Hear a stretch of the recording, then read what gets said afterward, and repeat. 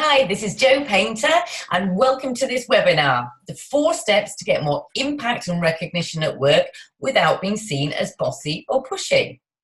So I'm going to be sharing with you today my 4 strategies that 90% of career women don't know. And I know this fact because I've spent the last 12 years working with, researching and studying what makes women successful in their career. So I know that 90% of career women don't know these strategies at all. And these strategies are going to help you feel empowered to be visible and self-promote at work without feeling like a bragger. Because from the women I talk to, they often have this worry that if they come across as sharing their successes or as confident, then they will be judged negatively, that people may think they're bossy, aggressive or boasters. So I'm going to help you to stop being constantly anxious about failing, about being judged, or about not being good enough at work. And I'm going to do that for you, even if you don't want to put on a front, play a part, and you want to do it authentically. Because there's so much information out there on the internet, and I'm sure you've read quite a bit of it, about how women should behave at work, how they can break that glass ceiling if only they were more confident. And a lot of the advice is about playing a role or putting on a front. And what I'm going to talk to you about today is all about doing it authentically, with your own personality and having the skills to be genuine. So I'm also going to share with you today one small fact that will stop you holding back in important meetings. So if you've ever been in a meeting with senior people and maybe you found that the discussion is going on around you, but you can't join in, you're holding yourself back from speaking up or sharing your idea, then this one small fact I will guarantee will make a big difference to you in those meetings. And I've also got for you the biggest mistake that even senior career women are making. And that's causing them to feel frustrated as other less competent peers get promoted above you. You've probably had an instance in your career where somebody has got a new opportunity or a promotion, and when you know that they don't deliver as well as you do, or they don't work so hard, but they have managed to get that opportunity anyway. So I'm going to tell you what the mistake is that you're making that's stopping you from being that person that's got the promotion or the opportunity. Because it's a simple, straightforward mistake that you can put into action straight away. So who is this webinar for? Well, it's for career women who are doing well in their current job, but maybe lacking the self-belief and the courage to go further. So they're holding themselves back and not achieving the potential they want. Or it's for you as a career woman, maybe if you work in a male-dominated industry where it's quite difficult to get heard and really listened to. Or perhaps you're a career woman who's not sure where they want to go in their career and not sure what they can achieve because they're lacking that self-belief. And my goal for you in this webinar is that you leave knowing how to get more impact and recognition at work without being seen as bossy or pushy. And if you've been on webinars before, you'll probably know that a lot of the great content comes towards the middle and end of the webinar. And that's the point where you get real value. And I'd love you to stay until the end, because not only is the valuable content, but I've also got 2 bonuses for you. So my gift to you, if you stay to the end, will be a copy of these slides. So you'll get all the things I've talked about today, all the strategies and information. And I'll also send you my ebook, Get Career Visible Now. And in that, again, there are more strategies about how you can be visible and get career progression. So I know you're probably judging at this moment and thinking, is this really webinar going to be useful to me? Am I really going to put the effort and time in to listen? Everybody does that at the start of a webinar, but this webinar is different because I'm not just going to be talking about the fact it's difficult for women to hit the break the glass ceiling, or going to be talking about unconscious bias. What I'm going to be telling you about are things that are actually under your specific control. So I'm going to be telling you about these strategies that you can put into place and really make a difference. because I've been there. I've had the feelings of self-doubt. I've made the mistakes, and I've discovered what the answers are. And I've also researched with other people what their mistakes and their answers are.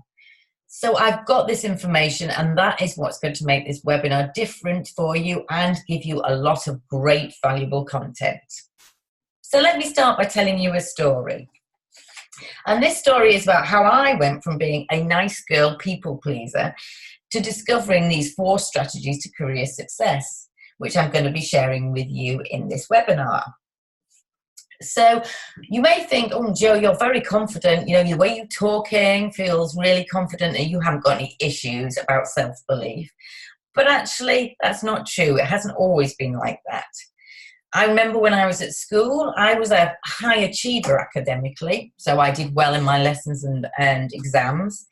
But I lacked self-esteem. So I clung to this ability to do well at school, and I would strive really hard to get good results, to get the approval of teachers, to get the approval of my parents. And I linked that achievement to love, security, and approval. But underneath that, my self-esteem wasn't very good. And that meant I was always trying to please people. I'd do whatever people wanted rather than say what I wanted to do. I would agree with people rather than challenge them. And I wouldn't say no to people. So underneath that achievement and that apparent confidence, I was really struggling. And then in my career, I qualified as a pharmacist and worked for a couple of years as a pharmacist, but I didn't find it really fulfilling. I loved the working with people, talking to customers, and I loved that aspect of communication, but what I didn't love was the more clinical side. So I thought, what is it that I really want to do? I want to work with people. I want to develop and train people. I want to be part of working in a big team. And that's when I decided I wanted to climb the management career ladder. But my self-esteem and lack of self-belief were holding me back. I found that I had a lot of self-doubt. And even though I was delivering a very good job, I didn't believe I was, and I thought it was a bit of luck and that any minute now things were going to go wrong and people would realise that I actually didn't know what I was doing. And that meant I wouldn't put myself forward for opportunities.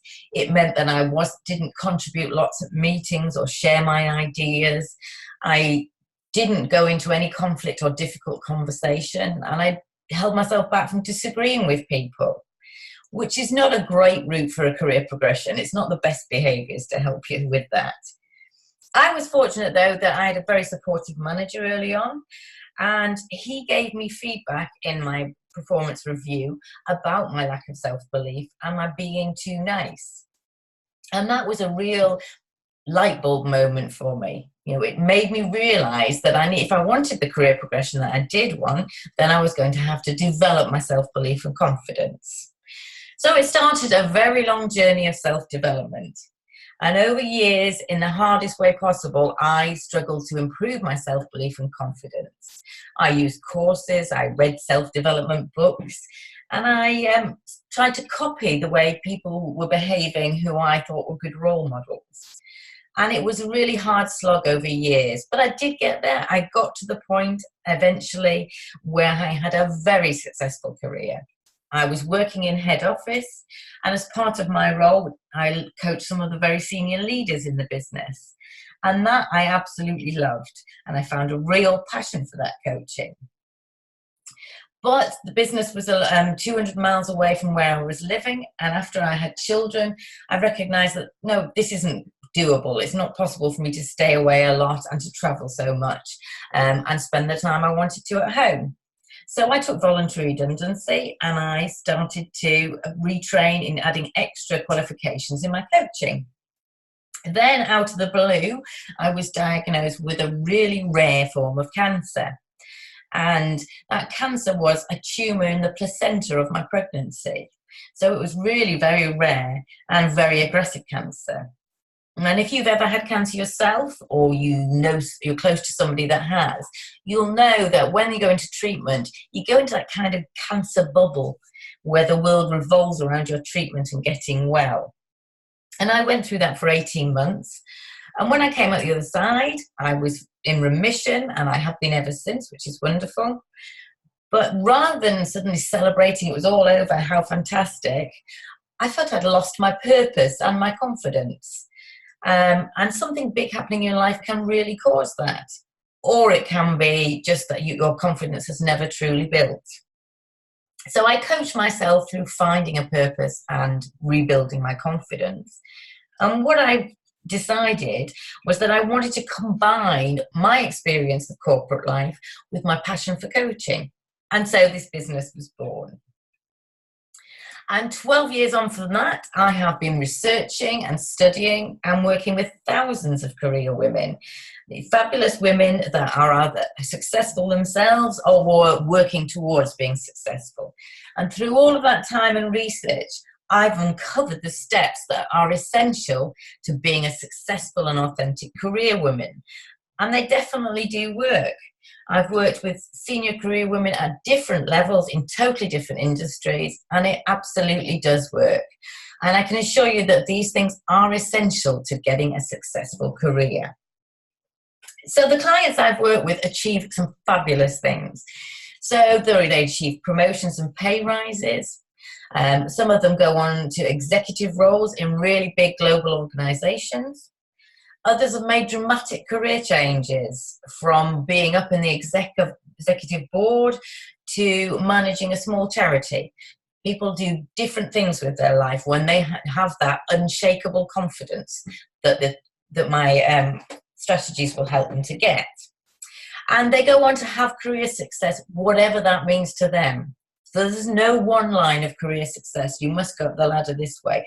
Success means so many different things to different people. But in those 12 years, the ladies I've worked with have been fantastic, and they have achieved some absolutely amazing results. For example, one testimonial I was given is, Joe, the program has exceeded my expectations. I expected tips and strategies, but it's also given me is a total change of mindset. That does say strategies, but it's meant to say strategies. I'm calmer, braver, and curious rather than stressed or intimidated. I'm optimistic that these changes will stay with me. Thank you. So most people, most career women discover this the hard way, like I did, or they don't discover it at all. But you're going to discover it the easy way, because I'm going to share with you those strategies today so you can start to make a real impact in your workplace. But many women have come about it the hard way. And some of the hard ways that they found, and I recognise that I did this as well, for a start, hard way number one, if you expect the recognition just to come to you, that if you work hard and deliver well at high standards, that you will just get automatically rewarded with a promotion or a pay rise or a new job, then that doesn't work anymore. It might get you to a certain level within the business that you work in, but it doesn't work in the workplace culture these days. These days, you've got to do more than deliver at a really high standard. And it also stops you from focusing on building your relationships, building your visibility. And you see other people maybe being pushy and braggy like that, and you probably don't want to do it yourself. But that sort of mindset and hard way is not going to help you achieve the career progression that you really want. Hard way number two that I have done myself, and I know a lot of clients have done, is wanting to be liked and please other people. So they deliver a really good job maybe, and I certainly did well at my job, but I still wanted to be liked by people. I didn't want to upset people or have difficult conversations. I really struggled with this. And that kind of people-pleasing behaviour means that you put others first. Perhaps you're overly respecting of seniors and your betters. You're not upsetting anybody because you don't want to do that, and you don't say no. That sort of behaviour is a really hard way to achieve career progression. And it just leaves you feeling frustrated and disappointed because somebody else has got the promotion or the new opportunity that you would have wanted. And hard way number three, that might be what you're doing at the moment, which is to do nothing. Doing nothing in your career progression and not positively taking any action won't get you the potential and the rewards that you want. It means that you're believing that nothing will change. It's down to the culture. It's down to unconscious bias against women, or it's down to the people that you work with. Blaming others or other things rather than actually taking any action yourself. And absolutely, culture, unconscious bias, and the type of people you work with do have an effect on how fulfilled and how well you achieve in your career, but they're not within your control. So focus on doing something that you can actually have influence over. So those are the hard ways to get career progression. And I also see some mindsets in some of the people that I work with that you might recognize. So the 5 career mindsets that stop you having the impact and progression at work you would like are things like having unrealistically high expectations of yourself, setting your standards so high that you've no time for anything else. And it might be that despite family and friends thinking that you've really made it in your career, you've still got that fear that you're going to fail.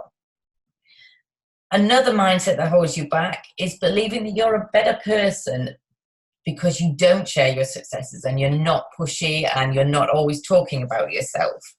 But it doesn't make you a better person. That's just an avoidance excuse because you don't want to do it. The other mindsets are just not realizing actually you are good enough. You are really good at your job and you have got the potential to go further.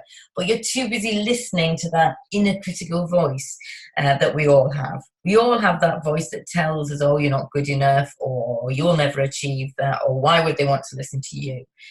But if you don't listen to that inner critic and really tune in to how good you are and what you've achieved, your career progression will be much quicker. And the final mindset I've noticed is thinking that you can't progress because of the male-dominated culture and unconscious bias. So believing that there's no way you can do it and just giving up and not even trying. But don't worry, because in this webinar, I have identified the one thing that is essential for your career progression, and that 90% of career women themselves aren't doing. So if you know this one thing, then you're going to be well ahead of the majority of other career women. And that one thing is that staying behind your desk and working hard won't get you the rewards and recognition that you actually deserve. You need to master a visibility mindset. So what I mean by that is visibility mindset and confidence have to be a part of your job in the same way that any other skill is that you need to master for your role. So rather than seeing it as something I'll do when I've got the time and staying behind in your desk and working hard and delivering really well, you need to master that visibility mindset as well. It needs to be a priority in the way that you deliver your role. Otherwise, you're going to be left stuck and frustrated. Your self-belief will continue to be worn down and it will be really frustrating. So once you are able to master that visibility mindset and you've got yourself to a confident place where you're full of self-belief and you're visible in your career, that's the point when your career starts to fly. And that's what I know all the successful career women have done. They don't just sit and deliver well and keep themselves under the radar. They are out there, confident and visible. That's what makes the big difference. So I'm going to share with you now my 4-step visibility mindset plan that's going to get you that more impact and recognition without being pushy or braggy. And even if you're thinking, oh, well, what will other people think if I'm suddenly confident or I start being visible? People are going to judge me. It doesn't matter. I will show you how to do it so you feel comfortable and authentic. And my first step, step 1, is to break your nice girl conditioning. And what I mean by nice girl conditioning, well, I think it's summed up really well by this quote here. To have the courage to be who you want to be in a world that's trying to make you be like everyone else. And what I mean by nice girl conditioning is it's that conditioning, what we're told to be or to do when we're young by the significant adults around us. So it could be that you are told to be a good girl, maybe you're told to be polite, to put others first, to be humble, and you mustn't blow your own trumpet or talk about what you've achieved, to never disagree or upset people. Whoops, sorry, lost the slide there. Never to disagree or upset people, to respect your elders and betters, and that making mistakes is a really bad thing. Now, you may have had nice girl conditioning like this or slightly differently from your parents at school, from your peers, those sorts of messages get picked up. We pick them up in a childlike mind and we carry them with us, and with time we reinforce them until they become really strong beliefs and rules that we live by. And the problem is when you then get into the workplace, they need to break some of those rules and they feel really uncomfortable. But it is possible to break those nice girl rules and to start changing the way that you behave in the workplace. Because being a nice girl or a good girl in the workplace isn't going to get you the recognition and reward that you want. So the type of things the clients that come to see me feeling stuck tell me, it's not nice to talk yourself up, you'll sound like a boaster. Or, I need to listen and agree with people who have more seniority and experience. Or, it's important just to stay under the radar, work hard, and don't take risks. Another one is, it's selfish to put your needs first, so never say no. And you need to be liked and fit in to get approval. So maybe you recognize one or possibly all of those mindsets. And that's the mindset that keeps you stuck in nice girl conditioning. But the biggest problem with nice girl conditioning is what got you to the role you're in now isn't going to get you to the next one. So you may think, oh, well, yes, I'm a nice girl. I don't upset people. I try to please people, keep them happy, etc. And I'm still doing okay in my career. And absolutely, I can see that. But it's not going to get you much further up the ladder. It's not going to get you to the successes, whatever that means to you.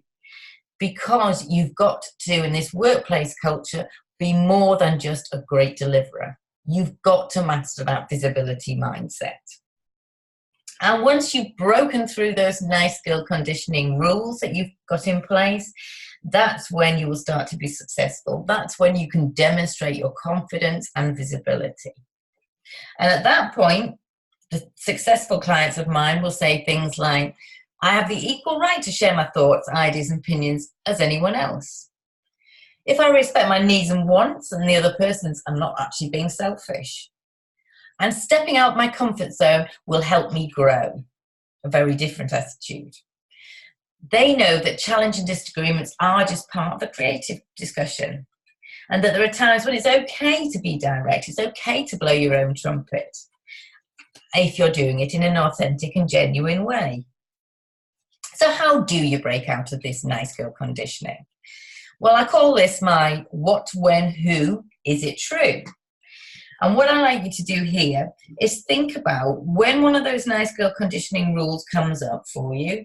Maybe it's the one about senior people should be listened to rather than trying to disagree with them. Or maybe it's about not wanting to be a boaster or a bragger. Recognize and be aware of what the rules are. Recognize when they happen and who they happen around. And then challenge yourself. Is it true? Do I actually believe that rule? Is it right? And if it isn't right, do I want to continue believing it and sticking to that rule? That'll really help you to make a change in those beliefs and rules you've probably carried with you for decades. And once you've broken through those and got through that really uncomfortable moment, then you will start to find it easier to do it again until you find that, yes, you may still keep those rules for other situations outside of work or when it's not necessary to particularly be assertive or to have difficult conversations. Then you'll find that when you do go into those situations, it's easier for you. And that means you can be more visible and you can demonstrate your confidence. So let me tell you about a client of mine who was a nice girl. Helen was a partner in a law firm, and she'd had feedback that she needed to sharpen her elbows. Not necessarily the greatest feedback, but she realised that she was being a nice girl at work and that wasn't helping her career.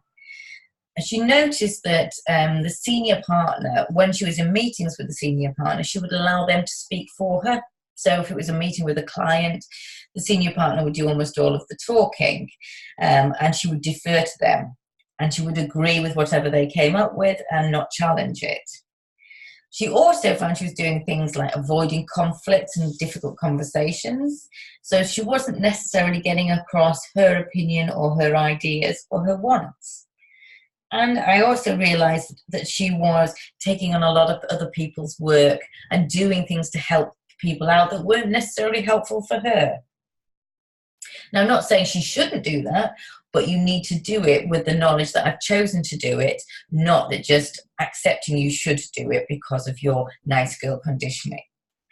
And it became obvious that a lot of this conditioning had come from a mum who was a very loving mum and a dominant character. But she really had this worry about what other people thought and would continually say to Helen as a child, oh, we don't do that. What will people think of us if we do that? And that gave Helen this real conditioning to be worried about other people's opinion and pleasing them. But we worked together on a mindset. She got to the stage where she'd broken that conditioning and she was more comfortable doing it. And we worked on mastering that visibility mindset.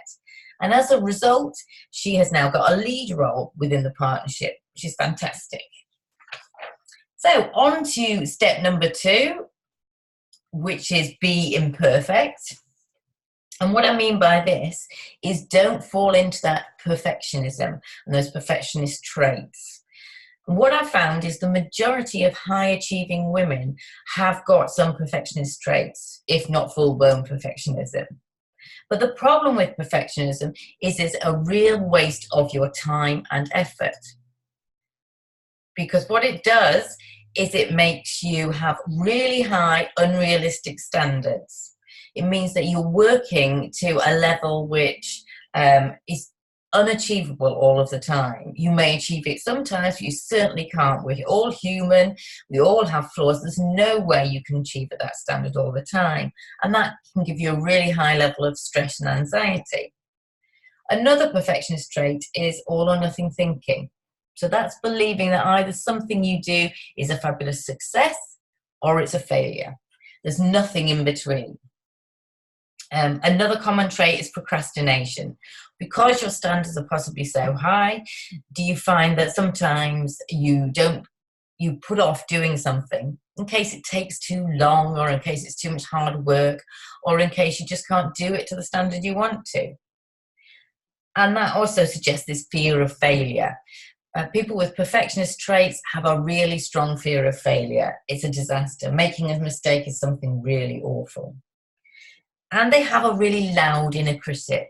So that voice that's in all of our heads telling us that we need to work harder, we need to do better, we're not good enough, we are not able to achieve the levels that we should. That inner critical voice is really loud in perfectionists.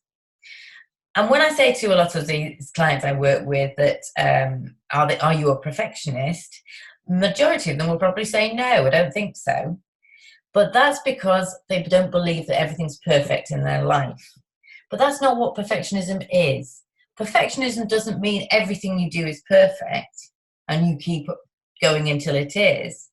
It means you have a need and that you try to make everything perfect.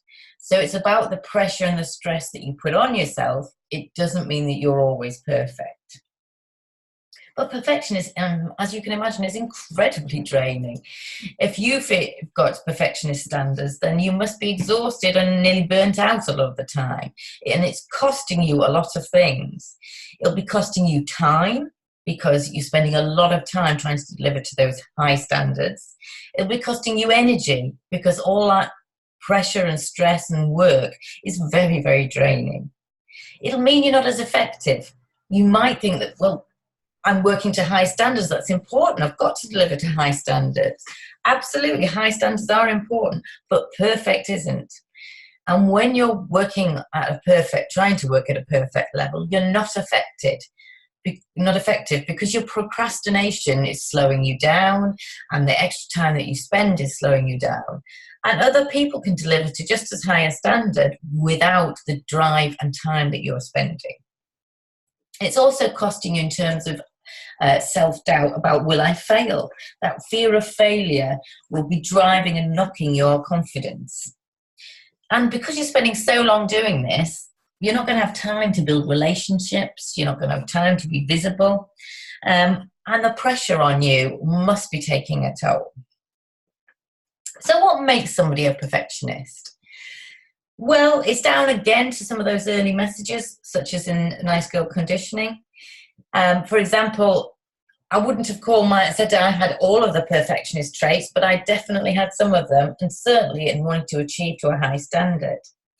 And what I developed was a link as a child between achieving at a high standard, getting approval, and therefore getting love and security. And that link that was in my head took me a long time to break, and it meant that I was constantly struggling to a high standard. It could be that a message that you picked up that you need to achieve really high, perfect results, such as a teacher or a parent saying to you, oh, you've done 80% in the test, that's brilliant, but what happened to the other 20%? And that gives you the message that actually it's not good enough. You're not good enough unless you achieve at that high standard. And that can drive these traits. Or it can be that you're using your perfectionism to cover up some insecurities you've got. So if I deliver really well and I'm really perfect, then maybe they won't notice that underneath, actually, I'm not really okay.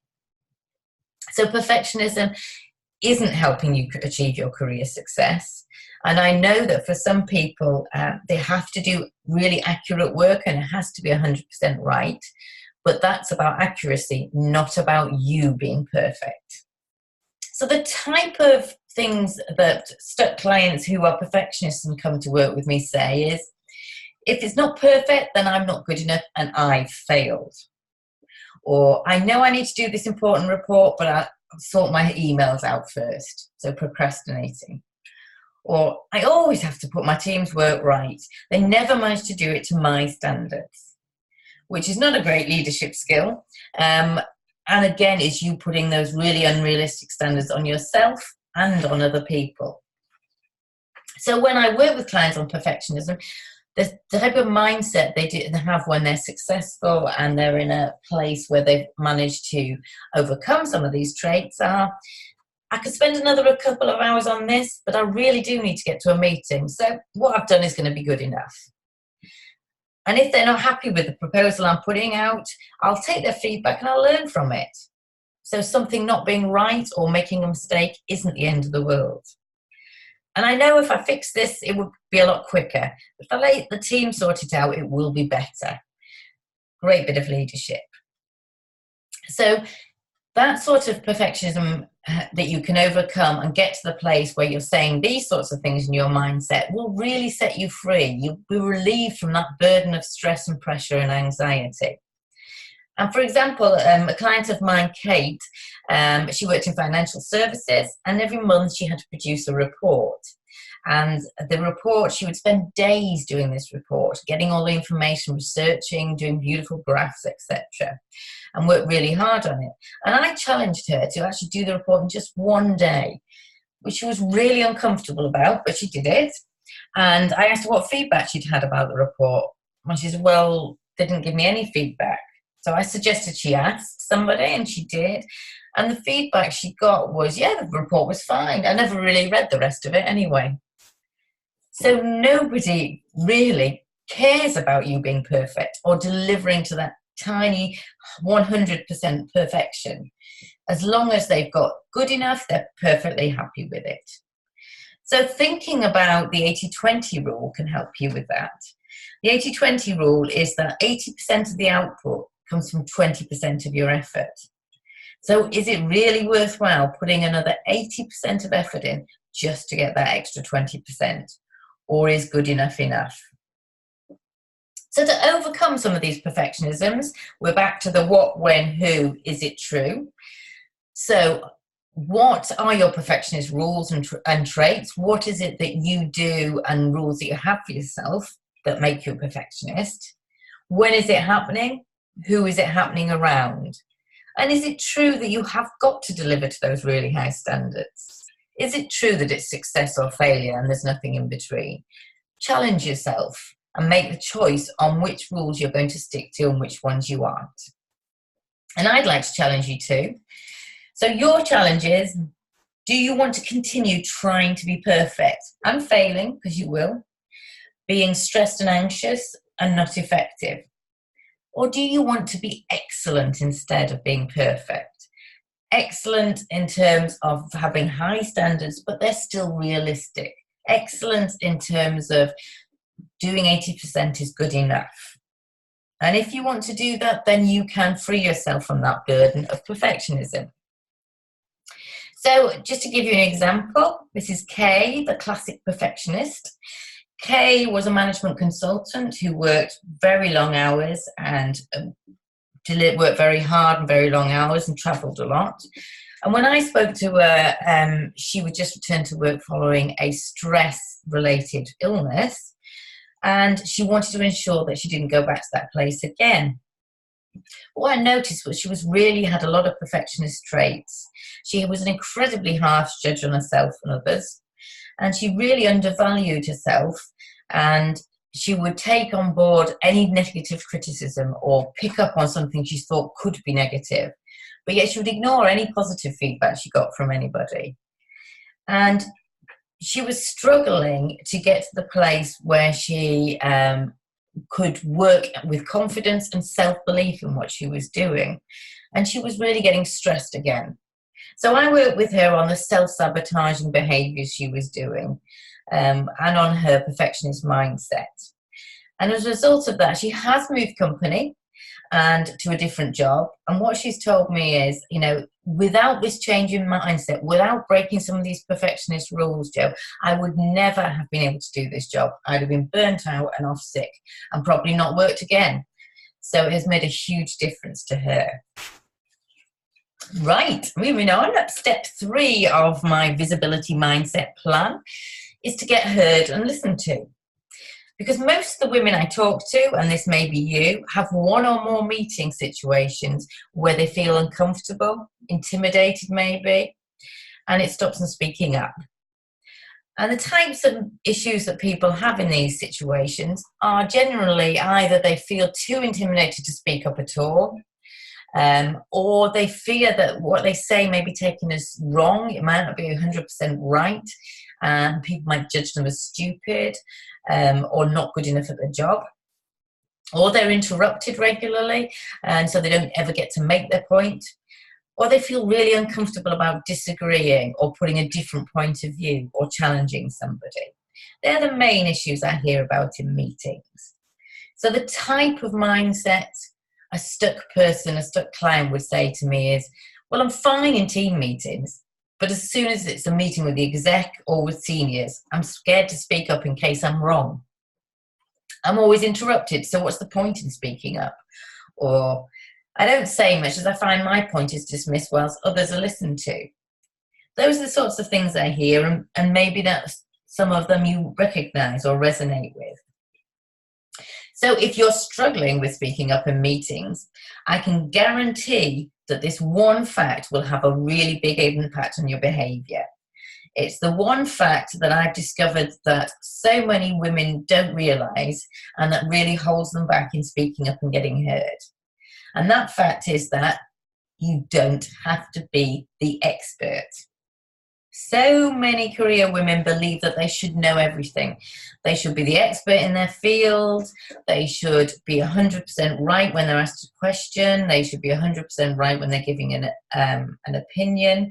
That they mustn't ever make a mistake.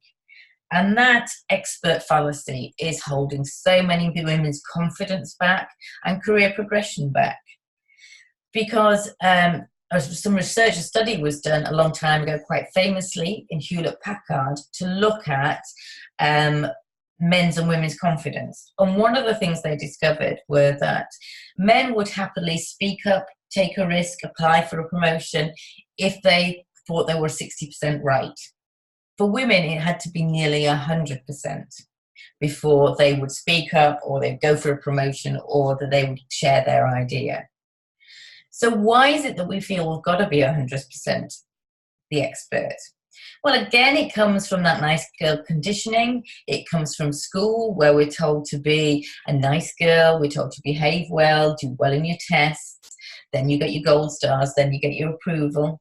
And it comes from that fear of failure. You know, we're scared that what will happen if we're disapproved of, if we do something wrong, if we're judged negatively, and a real worrying about what other people think. And also comparing ourselves to others. You know, if you look around you and think, oh, well, that person knows everything, you know, they'll never make a mistake, it can stop you speaking up in case you do. So remember, you don't have to be the expert, and that will help you to have the confidence to speak up. The other thing I find is a fear of being judged about being overconfident. So there's a lot of research being done into this again, and what it showed is there definitely is truth in the fact that if women speak up confidently, if they share their successes in a way that comes across very confidently, they can get the backlash in that their likability factor drops. But then if they're not confident and sharing successes and being visible, they're seen as very likable but less effective and having less potential. So we have to walk that tightrope between being liked and being less effective and having less potential, and the other side where we're too confident and we're seen as braggy or bossy or aggressive. And yes, it's unfair, but there is a tightrope to walk, and it's, as I said before, it's about being authentic. So what does that tightrope feel like to you? What is the authentic for you that feels you've hit that sweet spot? That's when you can really demonstrate your value and your potential and still feel that you are respected and liked. Okay, so when my clients get to that place where they are really being heard and listened to, and they've got the confidence in themselves, they say things like, I'm comfortable sharing an idea even if it's not totally thought through. Or, I'm not afraid to disagree and give my opinion. Or, I can manage situations if I'm interrupted or my point is dismissed. So speaking up and being heard is essential to this visibility mindset. And I can't stress enough that it will harm your career if you are found not to be speaking up, to not be sharing your opinion, and to not be being visible. It's essential in the workplace culture today. So here's my client case study. It's Leslie, and Leslie really believed she had to be the expert. She worked in insurance in a really technical area around compliance. So yes, it was important that she knew the facts. But even when she knew the facts, she worried so much about being judged, and she compared herself to the other experts around, that she really didn't speak up, wouldn't give her opinion very much, and went under the radar a lot. And so she'd been given feedback that she wasn't seen as senior leadership potential. And she really wanted to be. So we worked together in terms of her mindset around speaking up and being the expert. And once she really realised that it was okay to actually give an opinion when you're not 100% sure, that you can always go back afterwards, or that you can qualify your statement, then she recognised that it took a lot of pressure off her, and she felt braver in giving her opinion and her ideas. And yes, she did need to make sure that a lot of it was accurate, but she then had the confidence that she was giving an opinion and she wouldn't be judged in the way she was worried. So make sure that when you want to speak up and give your opinion, you're not being held back by the worry that I've got to get this 100% right. You don't need to be an expert. Other people that speak up in meetings around you, I'm sure you can recognize, don't always know what they're saying. So it's not about blagging, but it's not about being 100% correct either. So my final step in the visibility mindset plan is sharing your successes. And by that, I mean self-promotion. So self-promotion is an uncomfortable word for a lot of people. And when I say the word to some of my clients, I get the reaction of, oh, that feels really dirty, or I feel scared to do that, or I'd never do that, it's very boasting and bragging, or it's just not necessary, I don't need to do it, my job will speak for me. But if you don't self-promote, you go under the radar of people that the people that matter to your future career. And that's when you find that other less competent people are being promoted or getting the opportunities that you want. But it doesn't mean you have to do it in a way that's boasting and bragging. So if I asked you, where do you think Ben & Jerry's would have been without self-promotion? Where do you think? Ben & Jerry's, brilliant product, love the cookie dough, my favourite ice cream.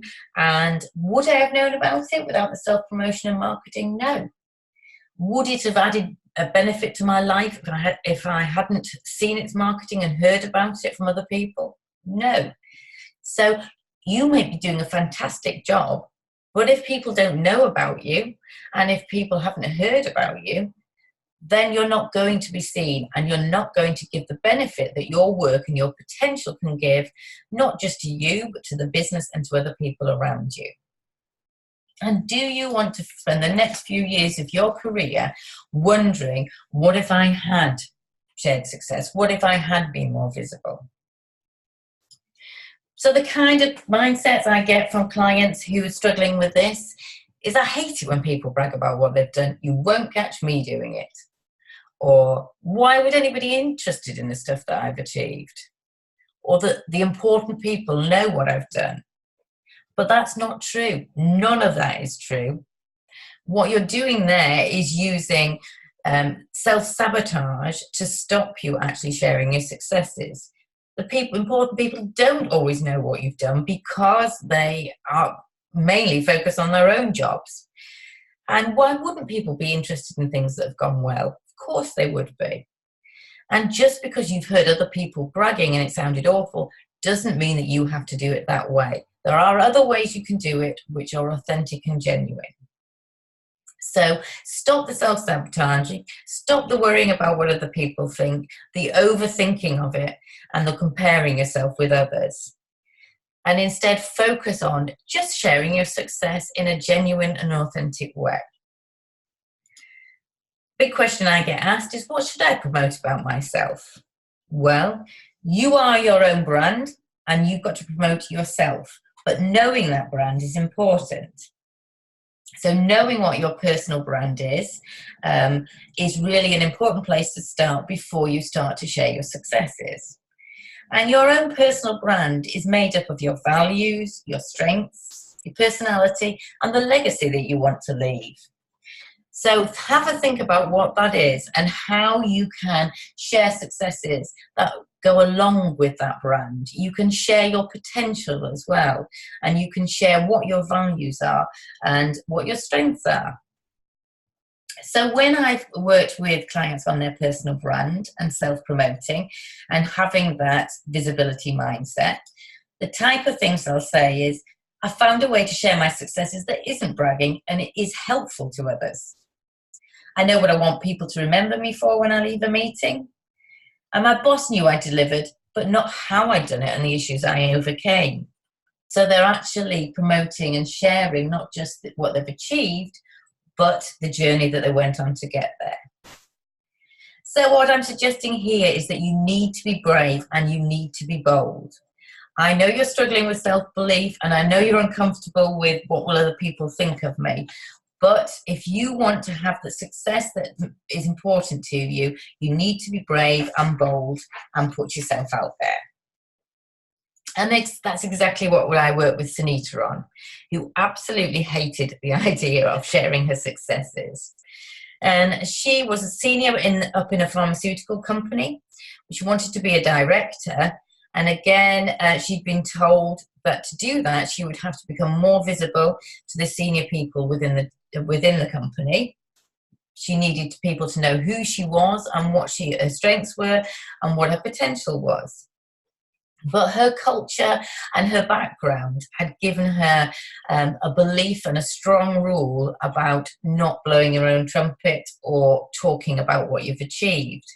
So it was a big mindset shift for her that we worked on, getting her to a place where she recognized that actually I don't have to do it in a way that sounds dreadful. And I can do it in a way that actually is collaborative and helps other people. So we worked on opportunities that she had, and we worked on her mindset. And I'm pleased to say she told me the other day that she has got her director role, and she's really excited about the future. So that's my 4-step visibility mindset plan.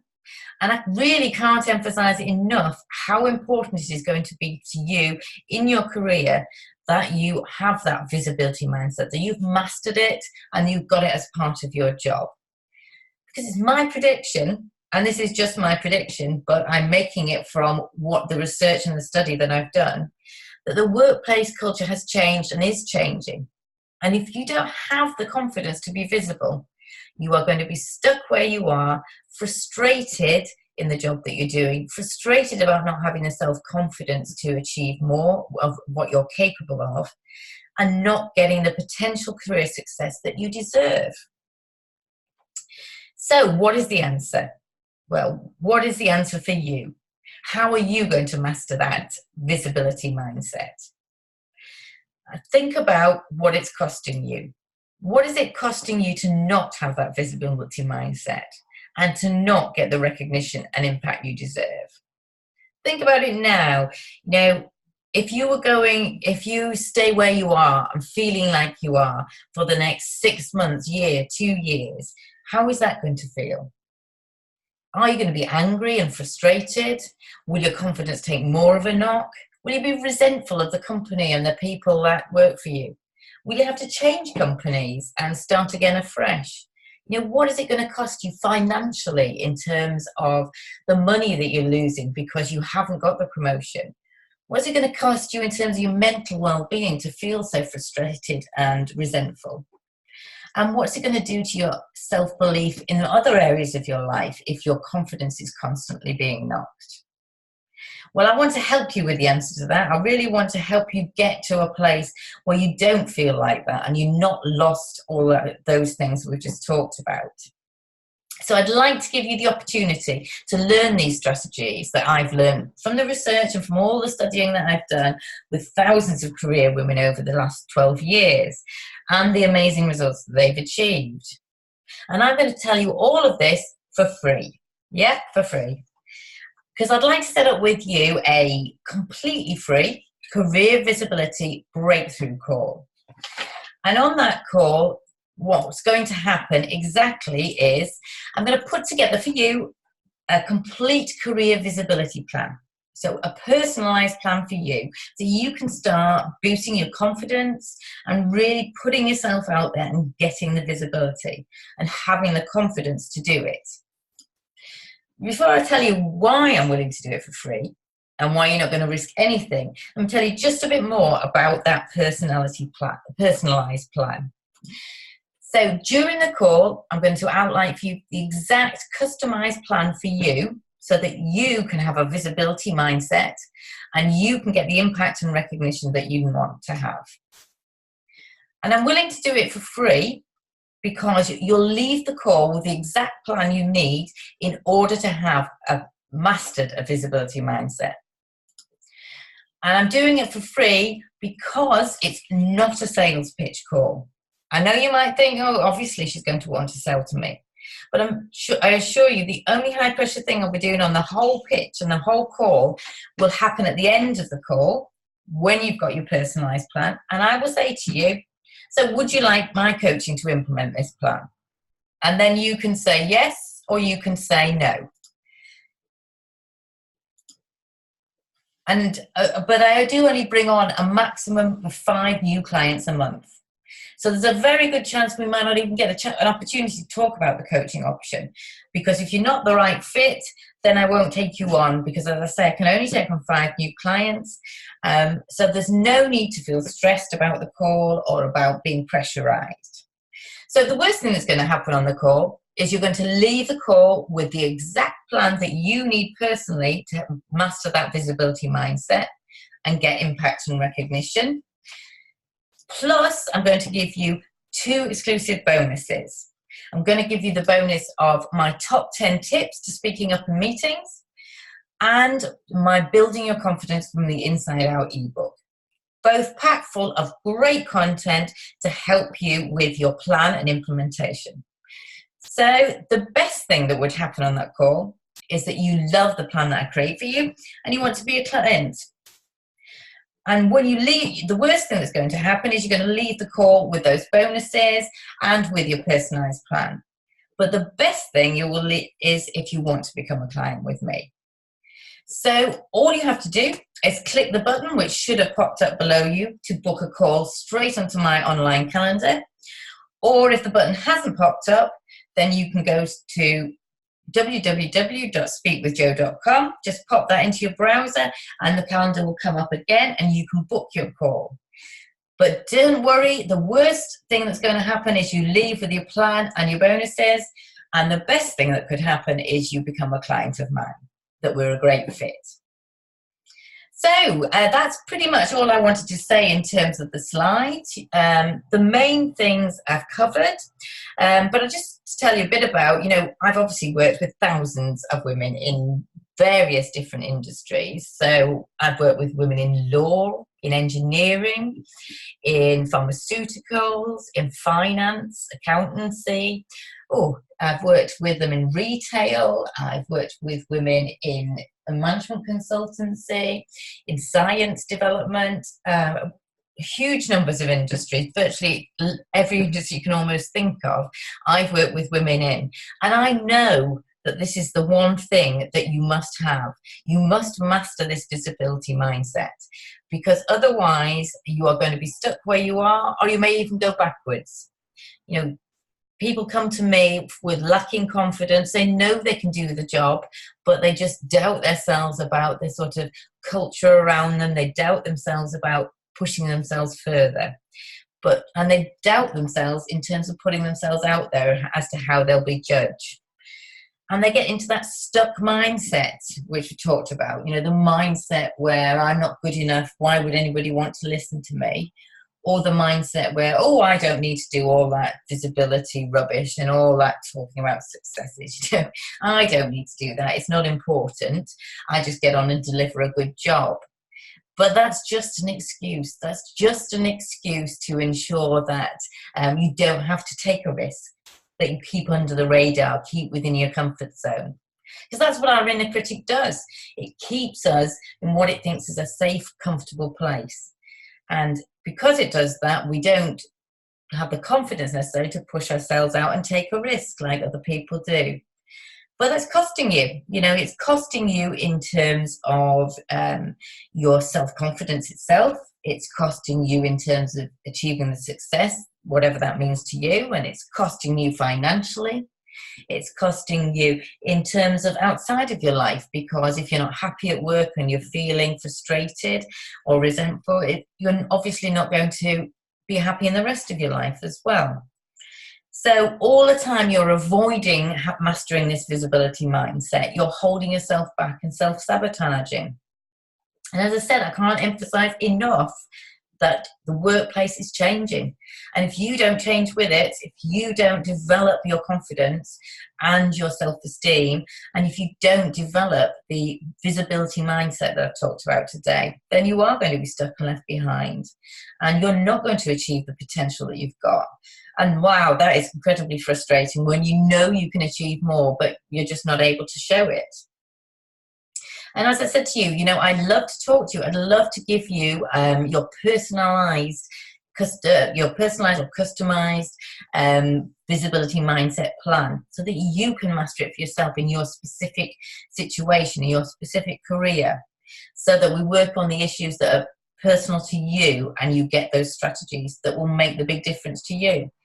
And as I say, worst case, you come on, we have a chat, you leave with a personalised plan, even if I don't think we're a good fit to work together, and you get my 2 bonuses. You get my top 10 ways to speak up in meetings, and you get my how to build your confidence from the inside out. And you can go away and you can work on those plans yourself. Or best case scenario, you recognise that actually we're a great fit and you really want to work together for me to help you implement that plan. And then you'll be in the best place, because you'll have the information that 90% of career women don't have, that they don't know that this is what they need to be doing. And you will know it, and you will know how to implement it, and I'll be there supporting you to do it.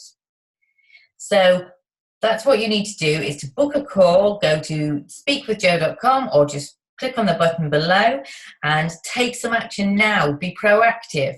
Don't do nothing, because what does do nothing do? It leaves you where you are, stuck in your comfort zone maybe, but comfort zones aren't always as comfortable as we think. They are costing you. They are keeping you in a place where you're frustrated and lacking self-confidence. So let me help you with that. Let me give you a plan that's personalized and can take you to master your visibility mindset. All you've got to do is book a call on there, on my calendar, by clicking the button or going to speakwithjo.com, and then you'll be asked to answer a few questions, so I get some information about you before we have the call. Then you'll get that one-to-one call with me, and we'll have a chat about, ask you loads of questions about your situation, about where what your issues are, your concerns, about what you'd like to change. Then I'll share with you your personalised plan, and that will take about an hour. And then if you want to, you can leave it there, or if I don't feel we're a good fit, and I don't offer you one of the places for this month, then you've had an hour of your time to talk about yourself and focus on you. And when do we ever get to do that? So it's a brilliant experience. You'll have got loads of value, loads of clarity, and a plan and some bonuses to go away with. So yeah, don't delay. Click that button or go on your browser and book that call with me. You know, the slots will go quite quickly, so make sure that you're ahead and you've got your slot booked, and make sure you make that call, because I'm waiting here to speak with you. So that's pretty much me for the webinar. I'm sure you've got a lot to think about coming out of it, but don't overthink it. Don't start going into self-sabotage. Book that call, and I'll speak to you very shortly. Thanks.